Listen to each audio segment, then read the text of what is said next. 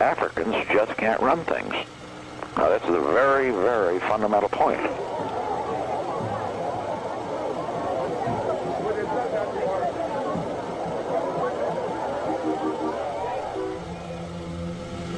There are many other areas, as you well pointed out, where they can beat the hell out of us.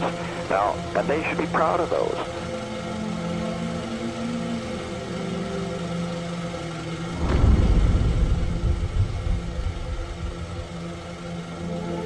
And of course, a lot of them are crooks, but we are crooks too.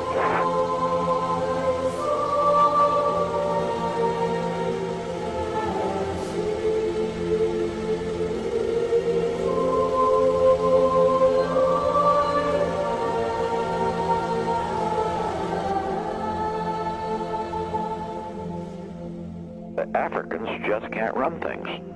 Now, that's a very, very fundamental point in the international scene. See my point? Oh, boy, you sure see it around this place. Well, how? Yeah, of course you do. You see them. They have a hell of a time making it.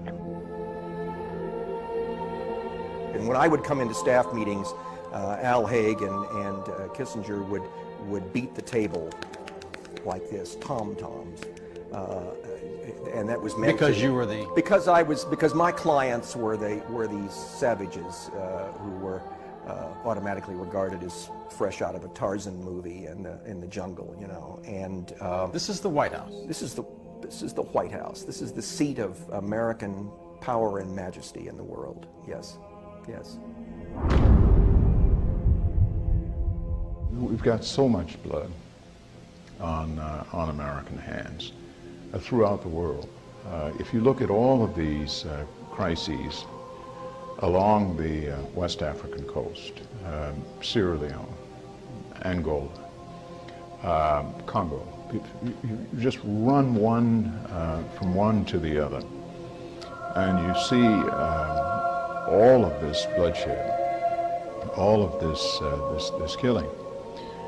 With warlords who capture areas with timber and diamonds. The guns come from the United States and other countries as well, but the U.S. is the leading arms supplier to these thugs in the bush in these countries who use children as war fodder.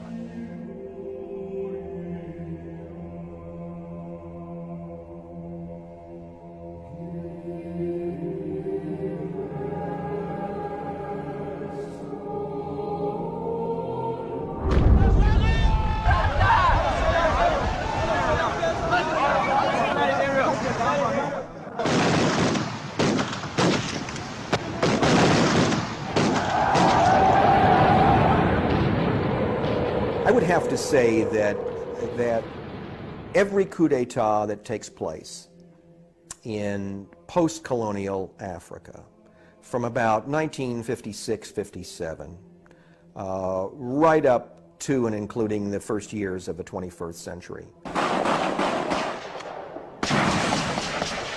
I would say all but perhaps 2 or 3, we're talking dozens here, were really truly independent of the United States.